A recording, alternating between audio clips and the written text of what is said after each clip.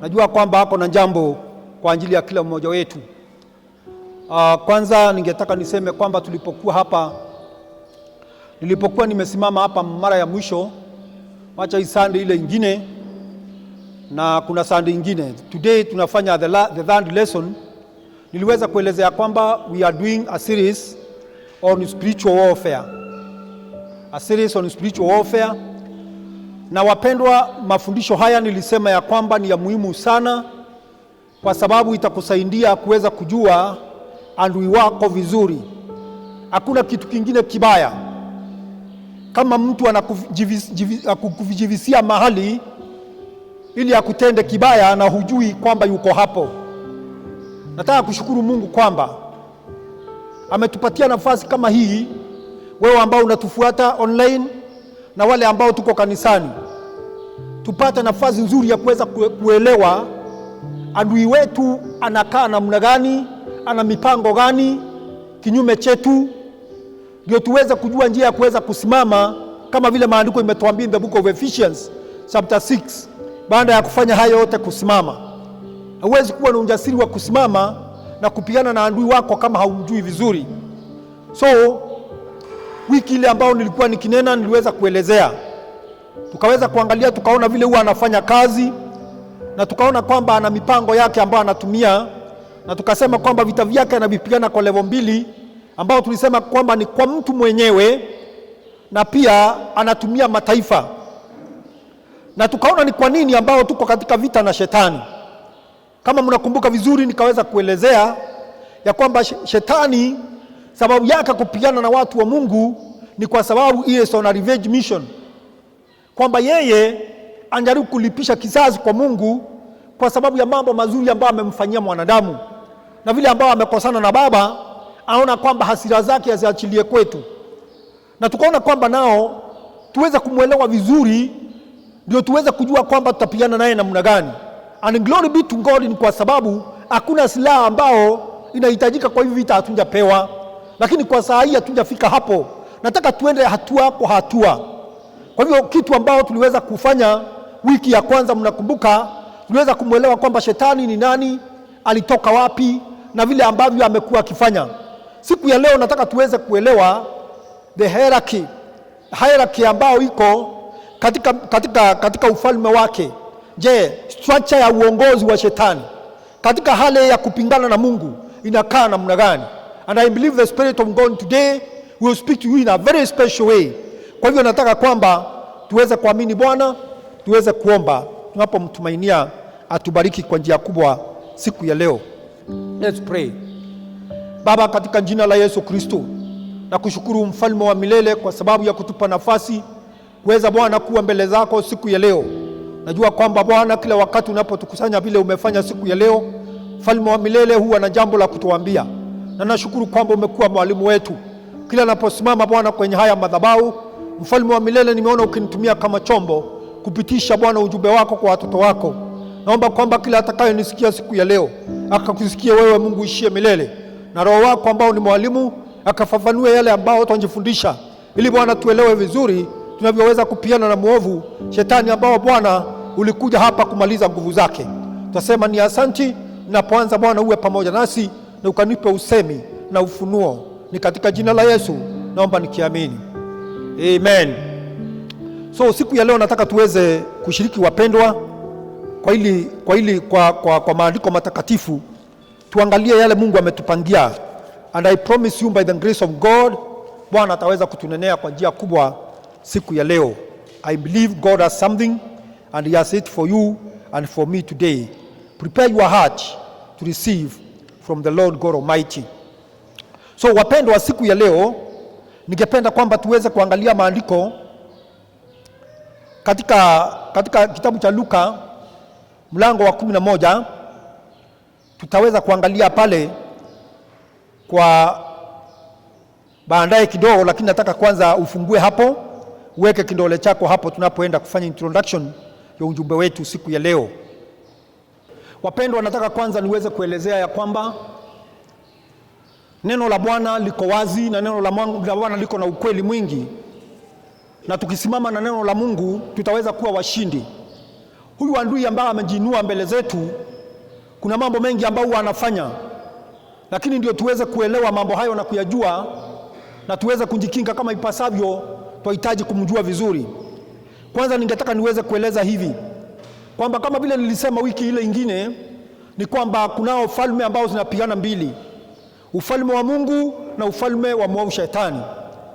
Hizi falme wapendwa ambao zinapigana ni falme ambao ziko na nguvu sana, lakini jambo ambalo ningetaka tuelewe kama kanisa ni kwamba ufalme wa Shetani hauna nguvu kushinda ufalme wa Mungu.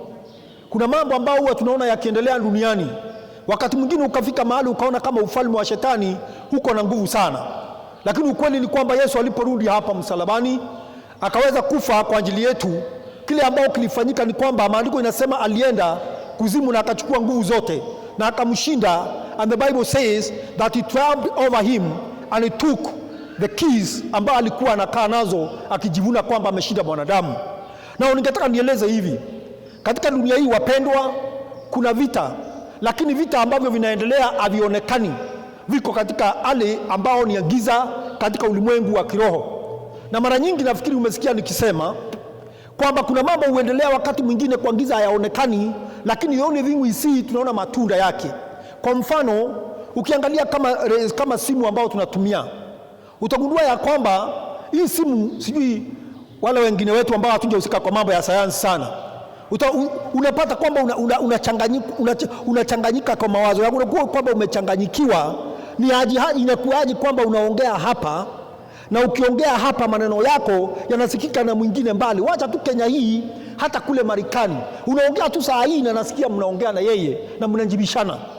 Ama ukaandika message na within a very short time, in seconds, hiyo message unapata kwamba imefika kule na umerudishiwa.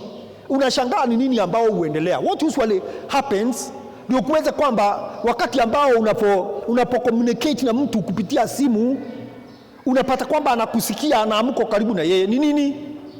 What is happening ni kwamba katika hali ya anga kuna radio waves, kuna sijui nitasita namna gani, ni majina ambao ni ya Kiingereza.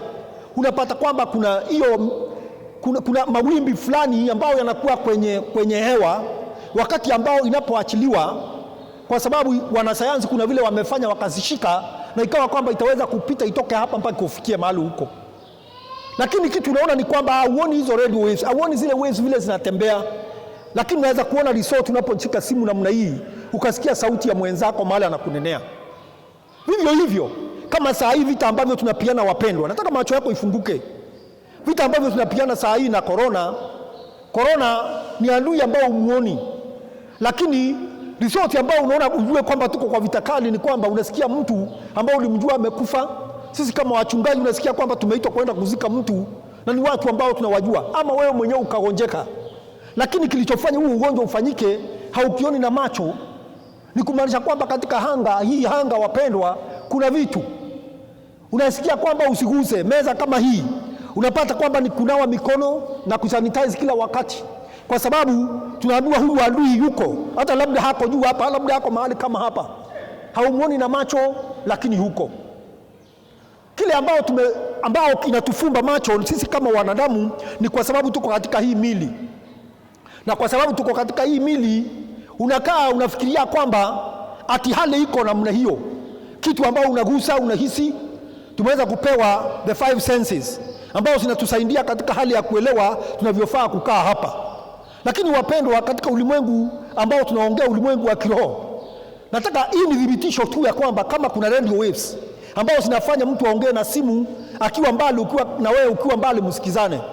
Kama unaweza kushikwa na ukauawa na adui ya umuoni ambao ni corona, auoni, lakini unaambiwa kwamba yuko area na haumuoni.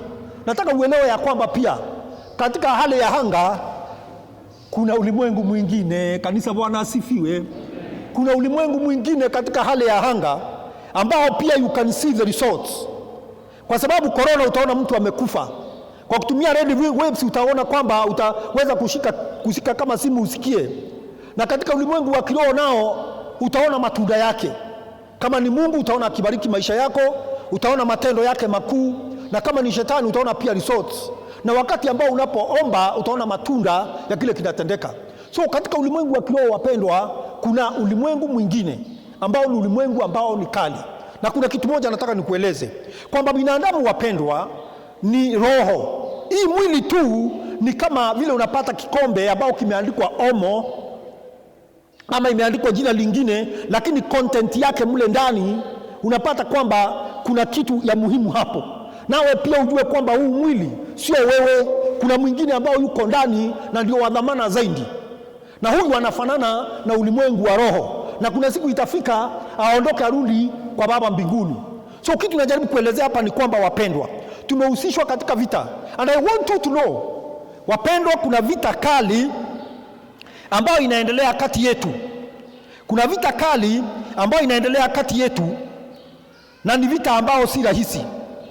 Na ningetaka uelewe kwamba kuna ufalme. Nataka ufungue Biblia yako Luke chapter 11 verses 17 and 18.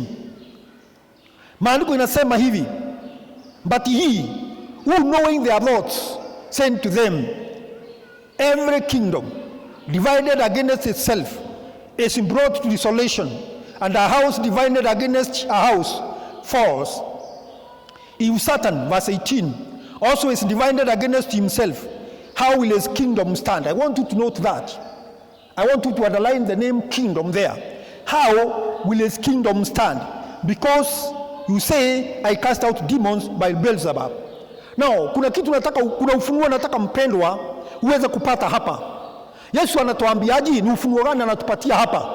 Ijapokuwa anaongea kuhusu hali ya kuweza kusimama kinyume cha nguvu za giza, anaongea kuhusu ufalme. Anasema kwamba ufalme wa shetani ukiwa umegawanyika, ufalme wa shetani ukiwa umegawanyika, je, itawezekanaje huo ufalme usimame? So kitu nataka upiki kwa hiyo andiko ni kwamba kuna ufalme wa shetani. Tunaelewana wapendwa? Yesu mwenyewe ndiye ametufunulia hapa kwamba kunao ufalme wa shetani. Kama vile kuna ufalme wa Mungu, Yesu anatuambia kwamba kuna ufalme wa shetani, na anajaribu iwezekanavyo huo ufalme wake usingawanyike. Anasema kwamba ukigawanyika itasambaratika. Na kwa hiyo picha nataka ushike ni kwamba kunao ufalme wa shetani. Jambo lingine wapendwa ambao tunapata hapa, ningependa tuangalie the book of Ephesians chapter 6 verses 12. Ephesians 6, nataka tuangalie katika mstari ambao ni wa 12. Maandiko inasema hivi: For we do not wrestle against flesh and blood, but against principalities, against powers, against the rulers of the darkness of this age, against spiritual hosts of wickedness in the heavenly places. Now, nataka uangalie hapa katika ufalme ambao nimesema tunao vita nao. Kitu ya kwanza kanisa na wanaotufuatilia ni kwamba ufalme ambao tapiana nao ni ufalme ambao una exist, na Mungu Yesu mwenyewe anatuambia kwamba upo. Lakini ufalme huo wapendwa, sio ufalme unaweza kuona ama ukashika na mkono wako. Ni ufalme kama vile corona tunaongea, uko katika hanga na hatuoni.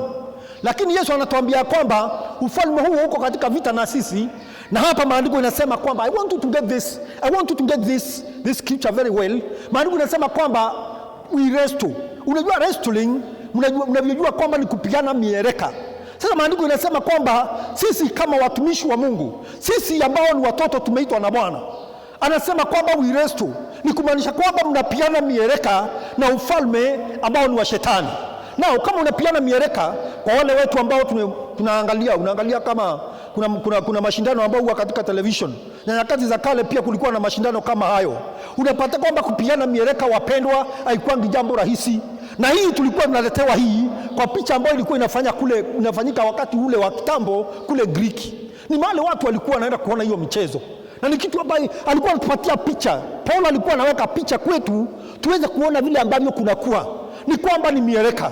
Na mpendwa, wakati watu wanapiana mieleka, unapata kwamba kila mmoja anang'ang'ana iwezekanavyo asije akawezwa na huyo mwingine. So unamweka mguu, unageuzana, mnafanyana nini mpaka yule mwingine atatumia ujanja akuweke chini. Nikaambiwa wakati moja kule nyumbani, kwa sababu hiyo mashindano ilikuanga nyakati za kale, wakati wa Mbalamwezi, kulikuanga vijana wanaenda unasikia kwamba village fulani, this clan na hii clan wanakutana kwa kiwanja wakati wa Mbalamwezi, na wako na wasichana wakwao wanakuja wakiwaimbia, vijana wanakuja pale, amejisikia yule ambaye mnaamini ndio mzito wanakuja, na yule kapandili mwingine anatoka, wanashikana wanaanza kupiana mieleka. So nilikuwa naambiwa aliyekuwa akinielezea, nafikiri alikuwa baba yangu, alikuwa ananipatianga story mingi. Jamaa anafungia kitu hapa, iko chuma, na chuma hiyo ni atakukwaruza nayo tu. Sasa ukikwaruzwa hivi, by the time unasema hii amekushika na kukuangusha chini. Na sisi tunahitaji pia tuweze kuwa wajanja katika hali ya kupigana mieleka na shetani. Na maandiko yanasema kwamba vita vyetu ambavyo tunapigana na shetani, maandiko hapo tumesoma inasema kwamba sio vita ambavyo ni vya damu na nyama. That is one thing you are supposed to know, brethren. Ukae ukijua kwamba we are always 24 hours in a day, ujue kwamba kuna adui ambao anakuinda na kuna adui ambao anataka kukumaliza.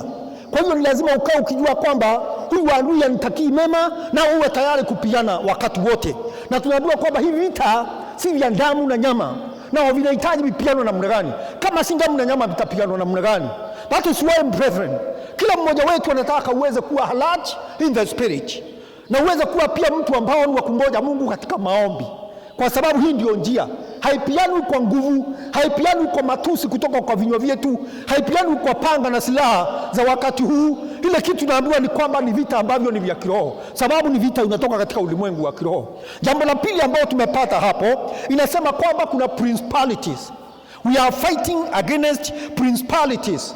That means we are fighting against chief rulers. Bwana asifiwe. When you hear the word principalities, it's talking about principle. Ni watu ambao ni viongozi.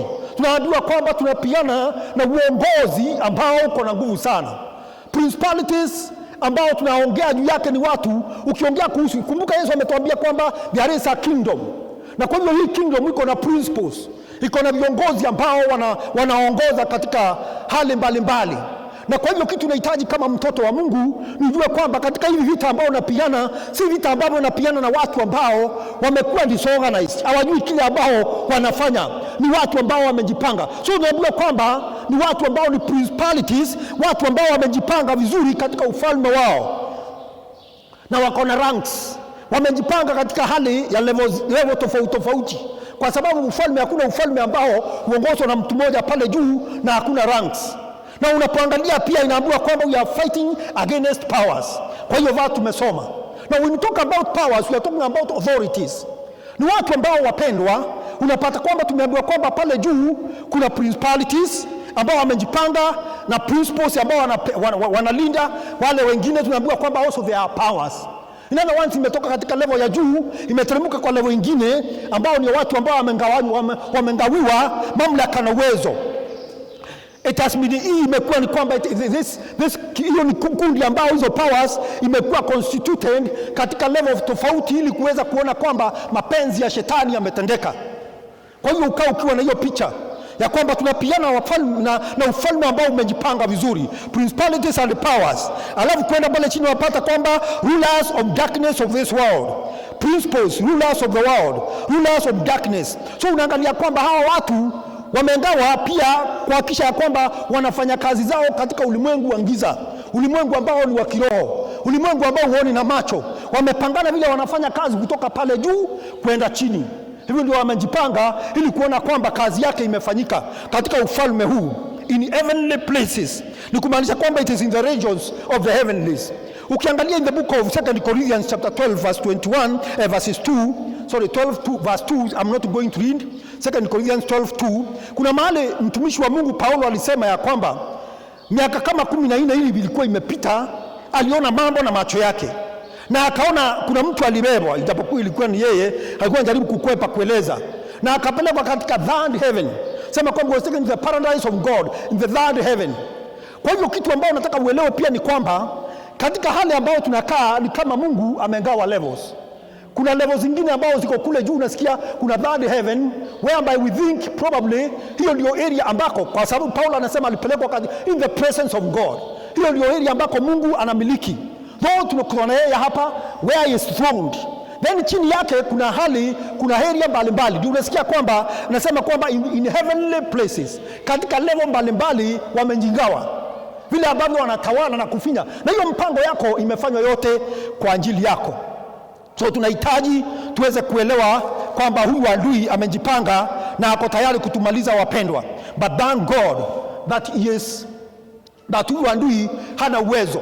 I'll prepare a diagram there ya kuweza kuelezea Kwa hiyo diagram ukiangalia vizuri pale juu, kwanza kabisa unaona kwamba katika ufalme vile ambavyo umepangwa, Yesu kuna mahali ambako amesema in the book of John chapter 12 verse 1, anasema kwamba the prince, we have got the prince of this world. The prince of this world. Prince of this world ni nani? Tunajua vizuri ni Shetani. Now, pale juu kabisa utaangalia uone kwamba nimeweka Shetani hapo juu, kama vile tumeongea kuhusu principalities na vile ambavyo wamejipanga. Kuna Shetani pale juu ambaye ndio anamiliki na ndio mkubwa wao wengine wote. Na tumejua originality ya Shetani ni gani. Tunajua kwamba alitoka katika uwepo wa Mungu akatupwa hapa duniani kwa sababu ya kukosa kufanya mapenzi ya Mungu na kujiinua. So akashuka na akaja na wale ambao ni fallen angels, mapepo malaika wake ambao alishuka nao hapa duniani. Na tunavyojua arrangement na vile ambavyo tumejua, scholars and theologians wameweza kuangalia Biblia, na kama vile najaribu kueleza ikagundulika ya kwamba ameweza kupangilia ufalme wake vivyo hivyo unaviona. So next what he has done, amechukua kuna wale principles, watu ambao ni viongozi wakubwa, amewainua akaweka katika viwango vya dunia.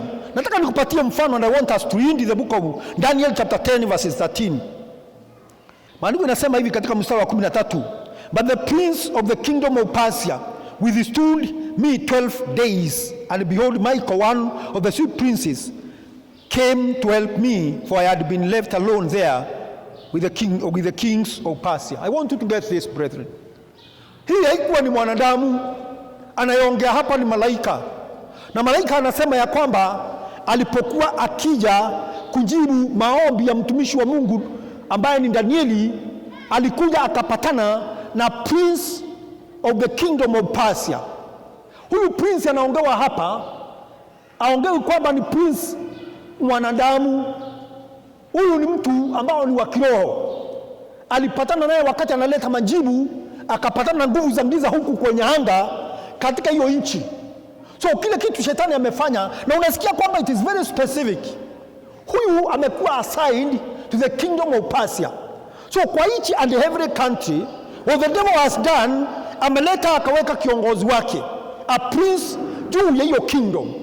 Amehakikisha kwamba every kingdom has got a prince. Na remember what we shared last week, the other week, niliwaelezea nikawaambia kwamba Shetani anapiana vita vyake kwa watu wa Mungu kwa njia mbili.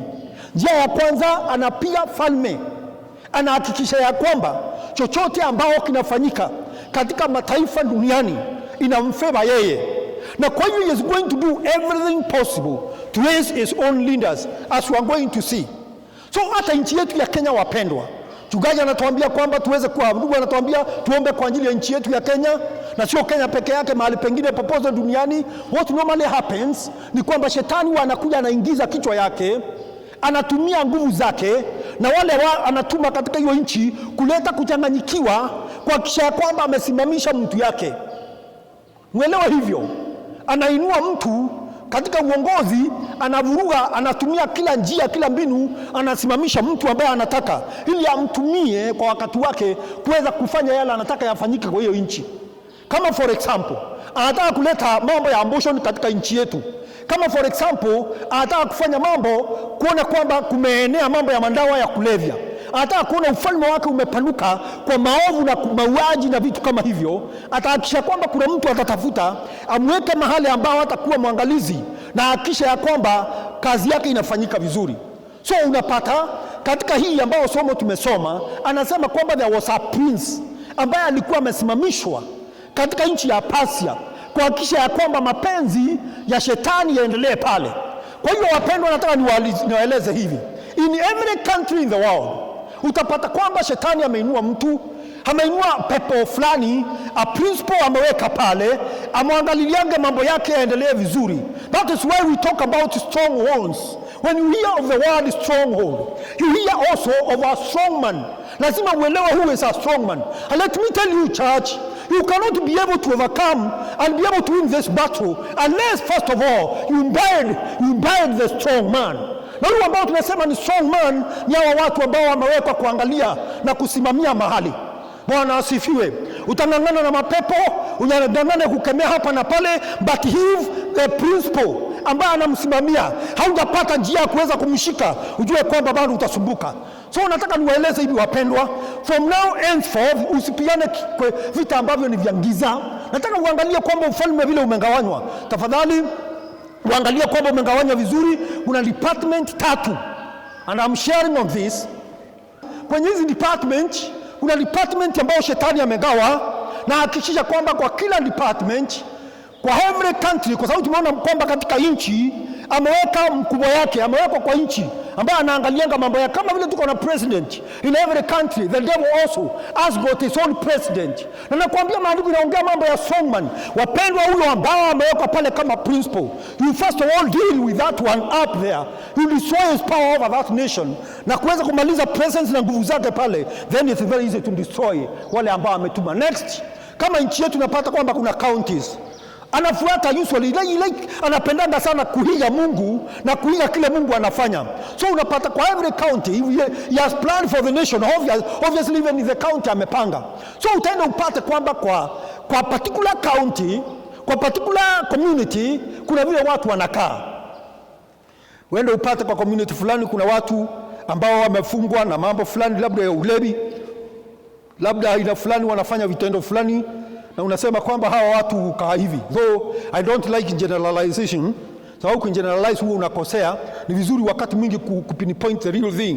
Ukapata kuna watu fulani ukaa kwa njia fulani, wamefungwa na nguvu za giza kwa njia fulani, ni kwa sababu ameachilia yule mkubwa wake pale na mapepo na mashetani wanaofanya kazi mahali pale kutimiza mapenzi yake ambao unayaona kwa macho. Nao kwa kila mahali amefanya hivyo, lakini nimekwambia kwamba the other departments ni vitu kwa wazi kwa macho yetu. Ni vile tu unjawahi kaa chini kuweza kutafakari na kufanya vile Bwana alikuwa ananifunulia. Kitu ya kwanza, kuna watu ambao mara nyingi utasikia watu wakiongea kuhusu satanists, watu ambao wanasema kwamba ni waabudu shetani ama watu ambao wanamfuata shetani. Hiyo ni kikundi peke yake, na hiyo shetani anawatumia kwa njia yao. Na kitu inafanyika ni kwamba huwa wanakuja kwa njia mbili on the area of satanism. Either wanakukujia wewe kukuongeleza, kukuambia kwamba vile ambavyo utafaidika. Na we have to be very careful, kwa sababu watu wamekuwa wanapenda pesa sana, wanapenda mambo mengi mazuri. So anakuja na kuambia kwamba nitakupatia nini. Baada ya kuona kwamba unamsikiza na unakubaliana na mambo yake, what normally happens ni kwamba anaanza they try to woo you pole pole mpaka ukuje karibu na wao. Wao haujui. Wakati ambao unakuja karibu na mtu katika hali ya urafiki, mnafanya na mnaanza kutembea pamoja, anaanza kukutembeza kwa mambo mengine, na pole pole anaanza kuona umekuwa rafiki. Mwishowe atakuja kukuambia kitu, akiona kwamba umekuwa mtu mwaminifu, na anaweza kuachilia mambo ya siri kidogo kwako. Hawachilie kidogo, mwisho utapata kwamba amekwambia something ambao inaweza kustrike wewe. Baadaye ataenda akupeleke mahali fulani, kwa sababu normally kile kitu atafanya, atakuja kupromise hivyo vitu. Mara nyingi utapata kitu ambao tunatafuta. Hata sasa hivi ukiangalia kwa redio wapendwa, wakati ambao maombi inatumwa probably kwa Citizen ya asubuhi, wakati ambao wanaombea watu, utapata kwamba mostly mahitaji mengi sana, financial needs ziko kwa wingi na mambo mengine kama hayo. So atahakikisha kwamba amekuja kwa njia ambayo anaona kwamba uko na hitaji, hakwambie kwamba hii kitu ni rahisi bwana, unasumbuka tu bure, I can do this for you. Wapendwa wengine ambao wanapotea ni wachungaji. Na Mungu atusaidie wapendwa. Kuna wachungaji wengine ambao wanaingia katika huo ufalme. Wengi huingia kwa sababu ya tamaa. Utapata kwamba kuna wengine, nimesikia mwingine akiongea kutoka Tanzania na mwingine kutoka South Africa. Anasema ya kwamba wachungaji wamekuja kwangu ili mimi niweze kuwapatia nguvu. So unapata unaingia kwa hizo njia wakati mwingine kwa sababu ya tamaa. So atakuja akuchukue, akuonyeshe kwamba anaweza kupatia wewe hii. Na akakupatia mara ya kwanza ukaanza kuona ni mzuri. Pole pole utapata kwamba umeingizwa katika hiyo kikundi. Now, ukisoma vitabu ambavyo zimeandikwa na wale wamepitia mambo haya, kwa mfano ile ambayo tunasema kwamba imeandikwa na wale wanajua kwamba Eni alikuwa ameandika kitabu, na wengine ambao wameandika wengi, wanaelezea mambo ambayo ukiyasikia hata wewe mwenyewe unastuka. Sababu anasema kwamba uanza vile nimekueleza, lakini huko inafika, kuna mahali inafika unaenda unapelekwa kwa mkutano. Lakini mmoja wao nafikiri ni Elizabeth alikuwa anaelezea, unapelekwa katika mkutano ambao ndio wanaenda kufanya mambo yao hapo, sacrifices itafanywa. Anasema kwamba mara ya kwanza alipoingia kwenye hiyo hall, aliingia na akaambiwa kwamba asiende na mbele, Kwa hivyo akaenda na nyuma hivi, akafika pale mahali alifika. Na mwisho wanakuja kusema kwamba kuna mahali ilifika akawekewa bakuli iko na damu ya mwanadamu. Na hiyo bakuli unatakikana, unajua hapa sasa unataka ufanye vitu ambavyo ni vya kishetani, ambao itaua kiutu ndani yako, uwe ni kama mnyama.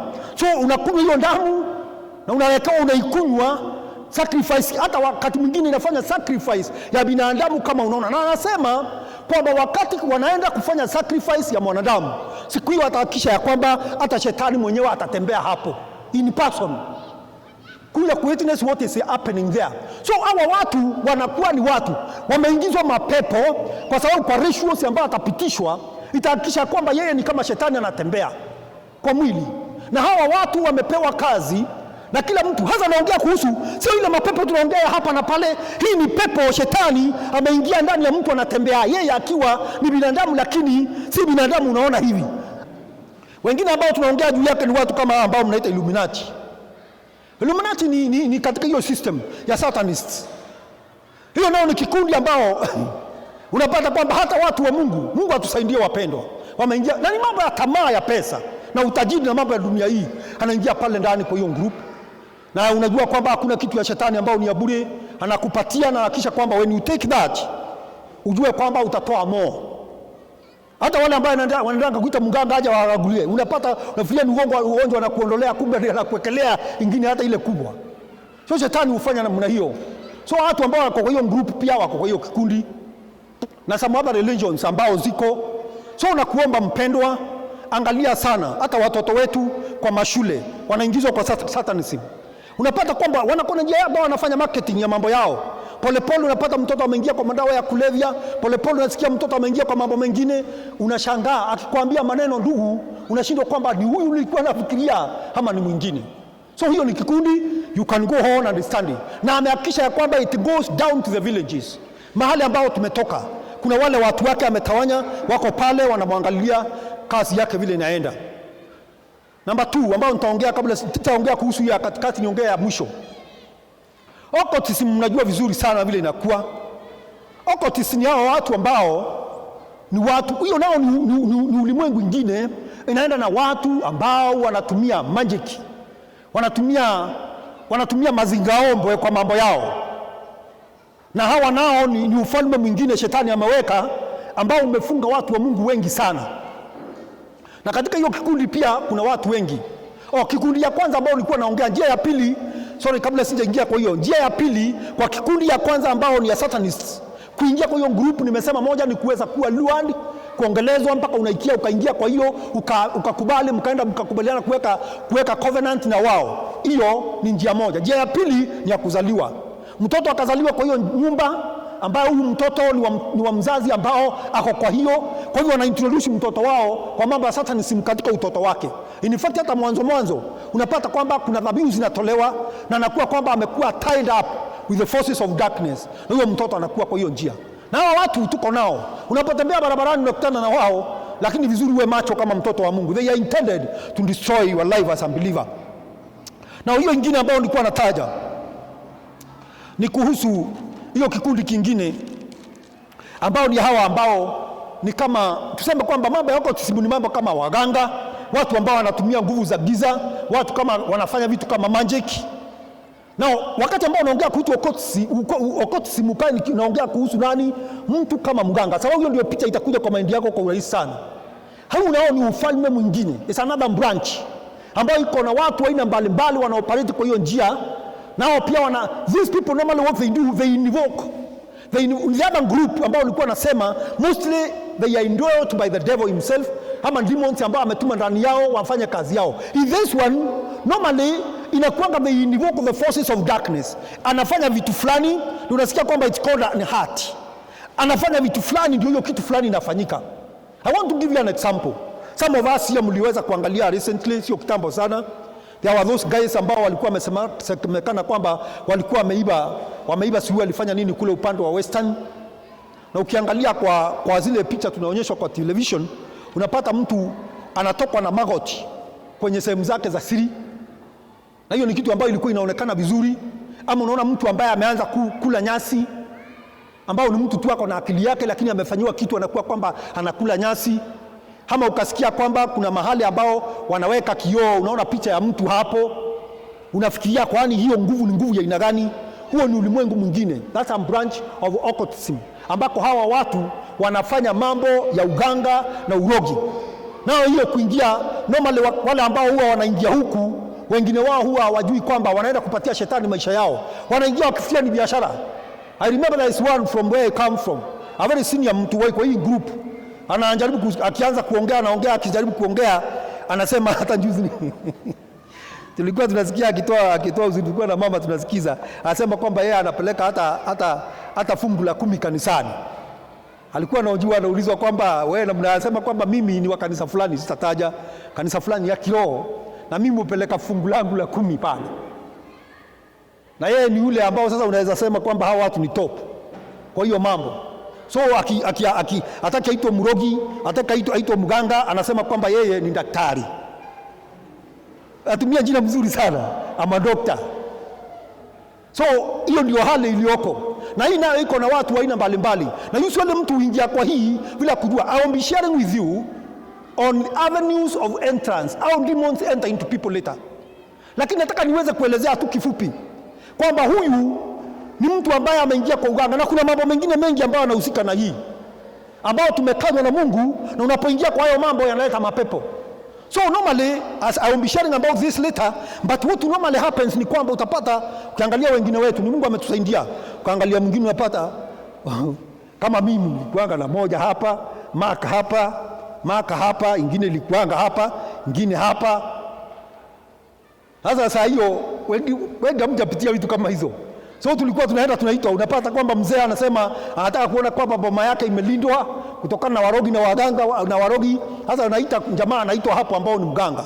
Utafanyishwa vitu vya ajabu, mnakaa chini, mnaweka miguu na mna hii. Halafu yeye anakuja akikatakata na akona panzi ameshika na mkono na mna hii, inakuja ikinyonya hiyo damu, sio anapaka rangi nyingine ya black hapo, vitu vingine. Na wengi wamepitia hiyo mambo. Usituone vile tuko hapo. Tumepitia hizo vitu. Lakini thank God for the blood of Jesus, tukawa delivered. Lakini napata kwamba wanaofanya hizo vitu wamefungwa na ule muovu, wako katika hali ambao wengine wao hawajijui. Na ukiingia kwa hiyo maneno, wapendwa, mapepo, kwa sababu umefanya urafiki na wao, wanakuja wanapata nafasi ya kuingia ndani yako na kutumia kwa njia ambao wanataka. So we have to be very careful, very very careful. Now in the book of the Deuteronomy, I want us to read there, kitabu ambao ni ya Kumbukumbu la Torati, uangalia katika mlango ambao ni wa 18. Let's read from verses 9. Maandiko nasema kwamba when you come into the land which the Lord your God is giving you, you shall not learn to follow the abominations of those nations. There shall not be found among you anyone who makes his son or his daughter pass through the fire, or one who practices witchcraft, or a soothsayer, or one who interprets omens, or a sorcerer, or one who conjures spells, or a medium, or a spiritist, or one who calls upon the dead. For all those who do these things are abomination to the Lord, and because of these abominations the Lord your God drives them out from before you. You shall be blameless before the Lord your God. Bwana asifiwe sana. Hapa ni kukanywa, tunakanywa. Mungu anatuambia vitu ambavyo vinaleta kuattract nguvu za giza katika maisha yetu. Wapendwa, ninajua kuna makanisani mengine, I believe not here, ambako unapata kwamba mtu amefinywa na mambo. Probably kuna wakati unatembea unaenda kuona mhubiri ya kuombea kule Uhuru Park, umetembea kwa wahubiri ambao wanaombeana makanisani, umeombewa na mchungaji wako, ikakaa ni kama you are not getting result. Ukapata kwamba mtu ameamua kwenda kutafuta njia nyingine, na kwenda kutafuta mganga ili aweze kukagua wewe. Sababu hao watu wanatangazwa kwenye television, ukaona kwamba huyu mtu anajua mambo sana, ukaamua hata mimi nitatafuta. Hata kama mtu akiuliza njia kwenda Kitui mahali fulani ni gani, wewe ukaone mganga fulani mahali pale. Wacha nikwambie ndugu, unatafuta njia ya kujimaliza. Maandiko yanatuambia kwamba Mungu sababu ya kuweza kufukuza wale watu waliokuwa anakaa kwa mataifa ambao Waisraeli walikuja, anasema ni kwa sababu ya maovu ambao walikuwa wanayafanya. So tunaonywa, tunaambiwa kwamba mambo hayo tuyafanye. Kwa mfano divination, Divination tunaambiwa kwamba tusihusike nayo. It is getting secret, unakuwa kwamba this is getting secret of hidden knowledge in mambo ya future. Unakuwa kwamba wewe ni mtu ambao unatafuta mambo, kutaka kujua mambo ambao ni yale atakayokuja. Unaenda kutafuta mtu ambao akufanyia wewe divinity, kufanyia wewe, kupigia wewe ramli. Mungu atusaidie. Hizi vitu wapendwa hatukuwa tunazijua. But I have seen them and they have happened even to me. Hapo unapata jamaa amekaa, ameweka miguu tumeweka. Unaona vile Chinese wanakaanga miguu tumeweka hivi. Amepindua. Sasa anaweka kitu hapo na ako na kibuyu na vitu ziko pale ndani, ameweka hiyo kibuyu yake. Sasa kama sasa mimi baba yangu alikuwa ni watu wale wazee wa kitambo, watu wa 18 something. Hakuwa naamini mambo ya dawa ya kumeza. Akitu imesifanyikia hivi tu anakimbia kwenda kwa hao watu. Na mimi ndio nilikuwa nampeleka, ananiambia nipeleke kwa mdomo. Alikuwa anaitwa Mr. Ntomboga. So nashika yeye mtu napeleka, tunakaa hapo. Mimi nakaa kando pale, unajua hii lugha inaongewa hapo na huyu jamaa. Maana unakaa ni kama yuko hapa. Na pia hiyo kitu namna hii. Nini kuna vitu anasema saa hiyo anasema namna hii. Alafu ikianguka moja kwa mkono hivi anasoma kama kitabu. Anamwambia maneno mingi, anamwambia sasa ng'ombe wako anakufa. Kwa sababu kuna mtu alikuja hapa akafanya sijui nini. Mzee naye anafanya kichwa namna hii tu. Fanya kichwa. Unaambiwa kwamba watu ambao wanafanya divination, you are being told tafadhali usihusike nao. Kwa sababu ukihusika nao hayo mapepo yanapata nafasi ndani yako. Inakuwa hiyo njia moja ya transmit demons into your life. Tunaambiwa kwamba kuhusu sorcery. Na unajua sorcery is use of evil supernatural power over people. Hiyo ni kutumia nguvu za ule mwovu juu ya watu wa Mungu. Kwa hiyo unapata hii inaweza kuwa ni kama uganga, mtu unasikia ameroa yule mwingine amfanyia. Unaambiwa kwamba usihusike na mambo ya sorcery. Usihusike na mambo ambao ni ya urogi, ama kwenda kwa mtu kumwambia kwamba nirogee mtu ama nimfanyie mtu kitendo fulani. Hayo mambo atakuja kungeuka yarudi kwako. Tunakanywa, nataka kwenda kwa kifupi ndio nirudi kwa hiyo level ya 3. Tunakanywa kuhusu mambo ya interpretation of omens. Interpretation of omens is practice of interpreting of an event or object. Hii inakuwa kwamba ni wakati ambao unajua kwamba kuna wakati mwingine nataka kuangalia mambo itakuwa namna gani. Kuna kitu ambao unaangalia hivi ndio ikuambia yale ambayo yatakuja. Unaambiwa kwamba usiwe mtu ambaye anahusika na mambo ya kutaka kujua. Na kuna hii kwanza mambo ya astrology, horoscope. Unajua watu wanaangalianga hiyo sana. Na nataka nikuonye kama uko kanisani ama unaniangalia mpendwa, kama wewe unahusika kwa mambo ya horoscope. Na kuna wengine ambao unapata wako na vitu hapo. Zingine sijui inaitwa nini, scorpion. Sijui nini. Wacha nikwambie mpendwa, hiyo sasa ni ufalme mwingine ambao ni nguvu za giza. Hawa watu hawatumii nguvu za Mungu. Utaenda uangalie uone kama hiyo kitu ni wewe inaongelea juu yako, lakini kama mtu ambaye ameenda kutembea kwa mganga. Hizi nguvu wapendwa za giza zinapata nafasi kutembelea wewe. Na kama wewe ni mmoja katika nyumba ya Bwana siku ya leo, tahitaji nikuombee kwamba uko na yako unasemanga kwamba ni yangu. Ulizaliwa mwezi fulani mwaka fulani. So wakati ule mganga anasema mambo yake huko, unasema ni astrologer, hiyo mambo anaelekeza inakuja na kushika. So wapendwa, hizo ndio njia shetani anatumia. Hiyo ni branch nyingine tofauti na ile ya satanists ambao anatumia kuumiza watu wa Mungu. Ama witchcraft. Unajua witchcraft is an art. There are those things that they do. Mpaka wanakisha kwamba kuna kitu ambayo imekufanyikia. The heart of practice of witch, ambao ni magical heart. Anatumianga njia fulani kuona kwamba imeaffect maisha yako. Mpendo na kuomba, hiyo ndio mambo tumekanywa na Mungu siku ya leo. Tuambia kwamba tusike kwayo. The other thing is casting spells upon people. Power to invoke demons. To do harm to other people. Unafanya vitendo fulani, mapepo yanakuja na anza kufanya yale ambayo umewaambia kwa watu wa Mungu. Those are ways ambao shetani anashika watu wa Mungu wanakuwa ni mateka kwao. The other one tumekanywa mambo ya mediums. That is consulting of evil spirits. Soothsaying. Unakuwa kwamba wewe ni mtu ambaye utatembea kwenda kuangalia, unataka kujua kwamba ni mambo gani ambao ni ya kesho. Unakumbuka kile kitu ambacho ilifanyika in the book of 1 Samuel chapter 28 verses 3. You can read from there. Unakumbuka hiyo story wakati ambao Mungu alikuwa amemwacha Sauli baada ya nani kukufa, Samuel kukufa, akawa kwamba akiongea na Mungu amuongelezi kwa sababu ya dhambi. Akimuuliza chochote aongei na yeye. Alafu akasema kwamba nitaenda. Unajua sasa vita imechacha na mtumishi wa Mungu Samueli amekufa ambaye alikuwa anamsaidia na mawaidha. Akasindwa nitaenda kwa nani sasa? Ndio anasema kwamba akaambia watu wake, mnajuanga kama kuna mtu ambaye anafanyanga mambo ya kuongeleza watu ambao wamekufa hapa. Akaambiwa ndio, si unajua kwamba yule mama yuko kule. Ndio akaenda kule kumwambia amuitie, akajifanya kwamba asionekane ajulikane. Huyu mama alienda akanena maneno kwa mambo yake hiyo ambao ni ya uganga, akaona kama Samueli anakuja. Akamwambia, mbona hukuniambia ni ukweli? Huyu unaona anakuja, si ni Samueli? Akamwambia, amekaaje? Akamwambia, nimeona kama amevaa mantu. Akamwambia kwamba usiogope. Kitu iko ni kwamba, wapendwa, kuna watu ambao wanapenda kwenda kuuliza mambo kama hayo kwa watu ambao wanatumia nguvu za giza. Jambo ambalo nawaambia wapendwa, we have to be very alert, tusiwe tukatumika kwa mambo mengine. Mambo ya magic unjiepushe nayo kwa njia fupi. Mambo ya magic na mambo ya Eastern religions, unajua kwamba dini ambao unaweza kutoka upande huu wa Asia, tuwe very careful wapendwa. Kuna zingine ambao unapata they teach you mambo ya kuempty your mind, alafu kwa kwamba ni mtu ambao unafanya ni kama una meditate. It is not allowed for a child of God kuacha mind yako kwamba iwe blank. When you leave your mind blank, some other forces zitaingia. Akisha kwamba you are alert at all times. Bwana asifiwe. Nakumbuka kuna wakati moja nilipewa hii hadithi, nafikiri nimeupatia mfano hapa wakati mwingine. Mtumishi wa Mungu alienda pale, alikuwa nani? Sitakumbuka jina. Akaenda pale nchi ya India. Ilikuwa India ama China, one of those countries. Alienda pale, mjamaa mmoja akamwambia, unasema kwamba unaweza kufanya miujiza? Akamwambia, ndio, I can do by the name of the Lord. Akamwambia, basi tuende kwa kiwanja pale uone, mimi nikifanya ile kitu utafanya na wewe ufanye, ndio niamini hiyo dini yako.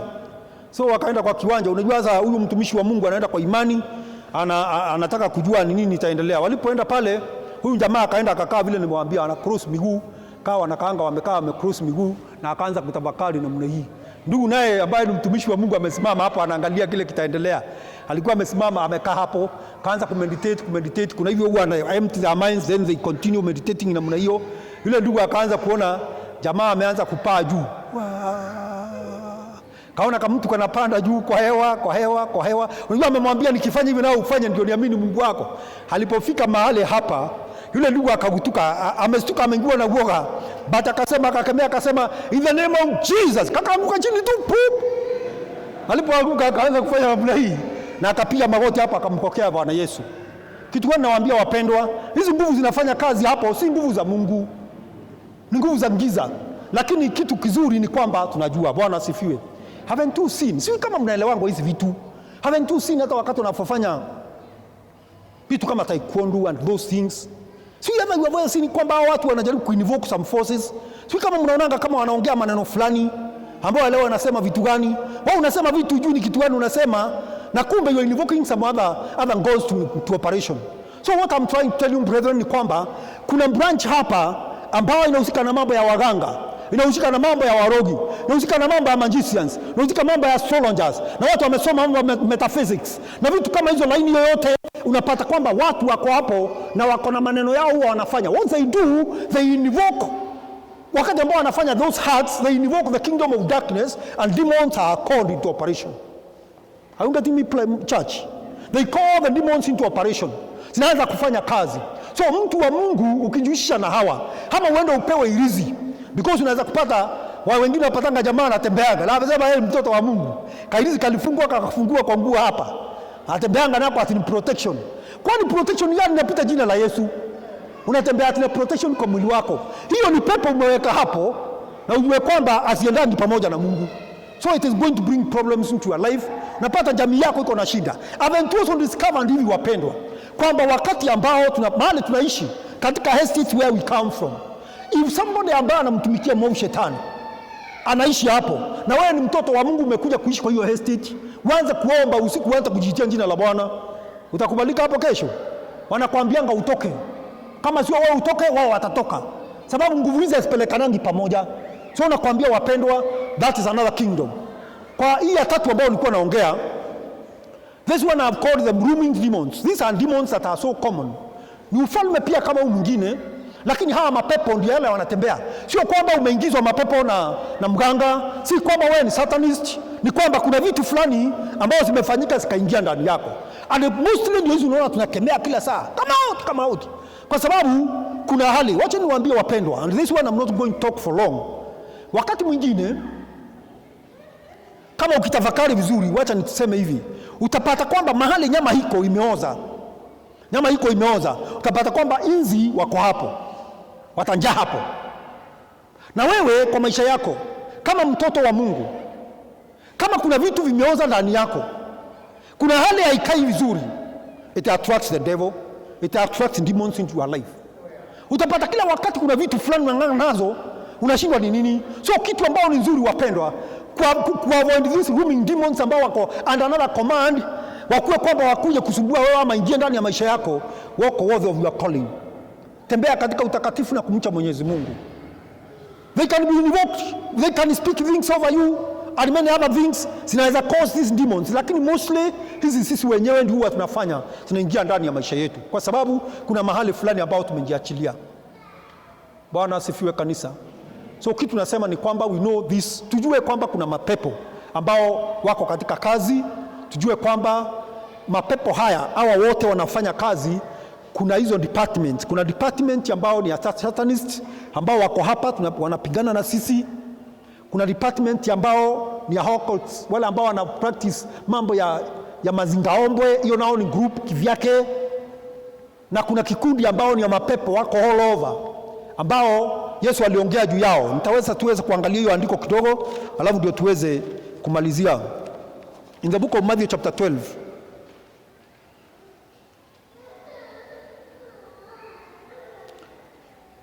katika mlango ambao ni Mathayo 12, nataka tuweze kuangalia mstari ambao ni 43.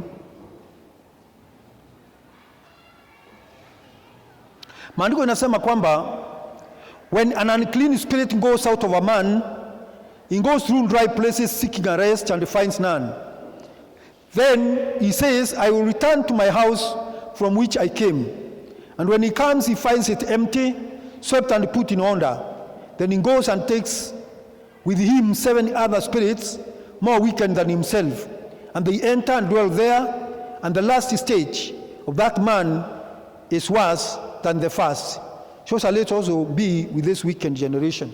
Yesu alikuwa anaongea wapendwa, kwamba mapepo hawa ambao wanakuanga, na remember pia wako under command, si kwamba wanaoperate hata kama wana room all over.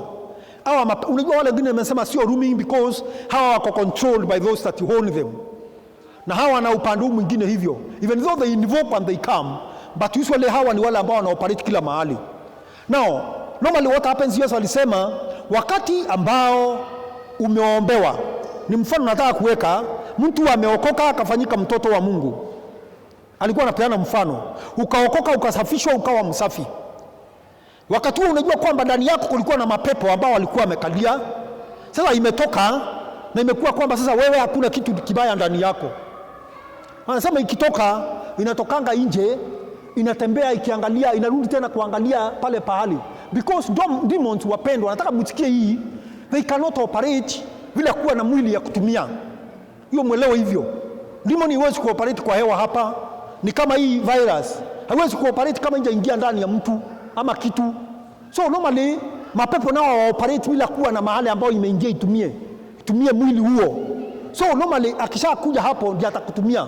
Na Yesu akasema kwamba pepo kama imetoka ndani ya, because when you get saved na tumekuombea, umempokea Bwana Yesu, ikiwa kwamba pepo either it can be imetoka, tumefanya deliverance, ama umeombewa kwa njia ya uokovu, mapepo yakatoka, wakati umewachwa kuwa clean, mtoto wa Mungu. Now what normally happens, anasema kwamba that demon leaves, na ikitoka ikose mahali pa kukaa. Kumbuka in the book of Mark, wakati ambao mapepo walikuwa wanaambia Yesu, sasa tukitoka kwa huyu turuhusu tupate mahali pengine tuende.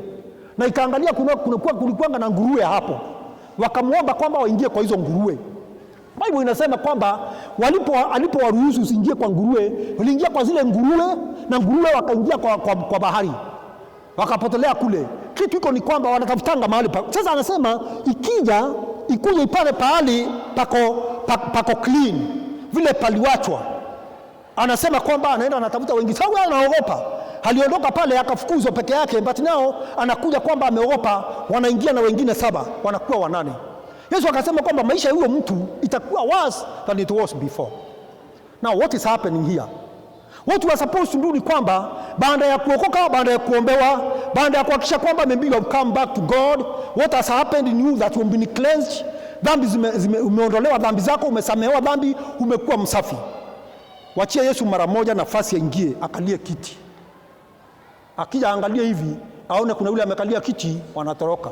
Lakini kama umekaa tu hivyo unapata kwamba wanakuja wanaingia wanajazana na maisha huyo mtu. Na nimeona hiyo practically sio jambo la kuambiwa. I have friends who are born again ambao walikuwa wanampenda Yesu Bwana sana sana sana.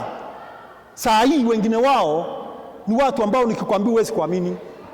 Alianza kidogo, akaanza kurudi nyuma kidogo. Maisha ya huyu mtu saa hii hata ni mbaya zaidi. Hata huwezi kufikiria kwamba aliwahi kuokoka. Kwa nini? Kwa sababu walikuja wakiwa wengi wakaingia. So mapepo yako kila mahali wapendwa. I will be sharing later on how we are going to deal with this, but for today I wanted to know the departments.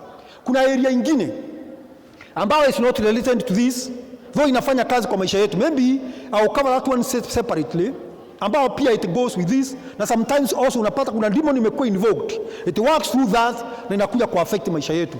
But let you know that the enemy you are fighting with ni mtu very shrewd.